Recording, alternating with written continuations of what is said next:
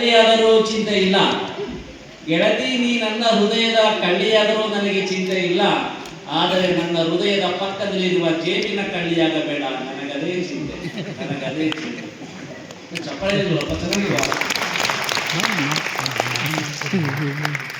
ನನ್ನ ಹೆಸರು ಲೋಕೇಶ್ ಕಲ್ಪುನಿ ಅಂತ. ನಾನು ಪೊಲೀಸ್ ಇಲಾಖೆಯಲ್ಲಿ ಮಂಡ್ಯದಲ್ಲಿ ಕೆಲಸವನ್ನು ನಿರ್ವಹಿಸ್ತಾ ಇದ್ದೀನಿ. ಕವಿಗೋಷ್ಠಿಗೆ ಆಹ್ವಾನ ಮಾಡೋದಕ್ಕೆ ಎಲ್ಲ ಸಂಘಟಕರಿಗೆ ಧನ್ಯವಾದಗಳನ್ನು ತಿಳಿಸ್ತೀನಿ.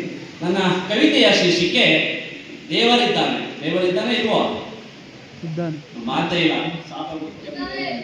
ಇದ್ದಾರ? ಆಯ್ತು, ಯಾವ ರೀತಿ ಇದ್ರೆ ಅಂತ ನೋಡೋಣ.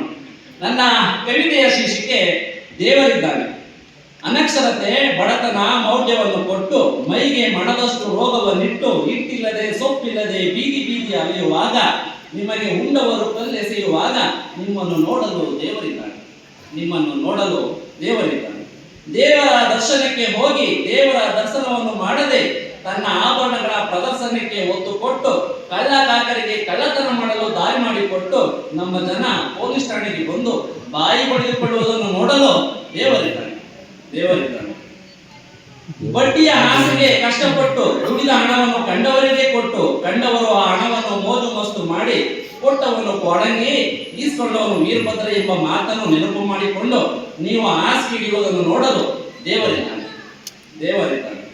ದೇವರ ಹೆಸರಿನಲ್ಲಿ ಪಯಣಿಸಿ ಕುಡಿದು ಕುಪ್ಪಳಿಸಿ ವಾಹನವನ್ನು ಅಡ್ಡದಿಡ್ಡಿ ಓಡಿಸಿ ಕೆರೆಗೋ ಬಾವಿಗೋ ಇಲ್ಲ ನದಿಗೋ ವಾಹನವನ್ನ ಆರಿಸಿ ನೀವು ಸತ್ತ ಮಾರನೆಯ ದಿನ ನಿಮ್ಮ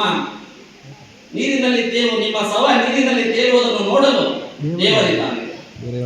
ನಿಮ್ಮ ಮಕ್ಕಳನ್ನು ಸಂಸ್ಕಾರಯುತವಾಗಿ ಕಲಿಸದೆ ಅವರ ಇಷ್ಟದಂತೆ ಬಿಟ್ಟು ವೈಭವಯುತವಾಗಿ ಮದುವೆ ಮಾಡಿಕೊಟ್ಟು ಅತ್ತೆಯಿಂದಲೋ ಮಾವನಿಂದಲೋ ಹಾಗೂ ಗಂಡನಿಂದಲೋ ತೊಂದರೆ ಕೊಟ್ಟು ಸತ್ತಾಗ ಪೊಲೀಸರಿಗೆ ದೂರು ಕೊಟ್ಟು ಆ ಪೊಲೀಸರು ನಿಮ್ಮ ಮಕ್ಕಳ ದೇಹವನ್ನು ವೈದ್ಯರಿಂದ ಕುಯಿಸುವಾಗ ನಿಮ್ಮ ಗೋಳನ್ನು ನೋಡಲು ದೇವರಿದ್ದಾನೆ.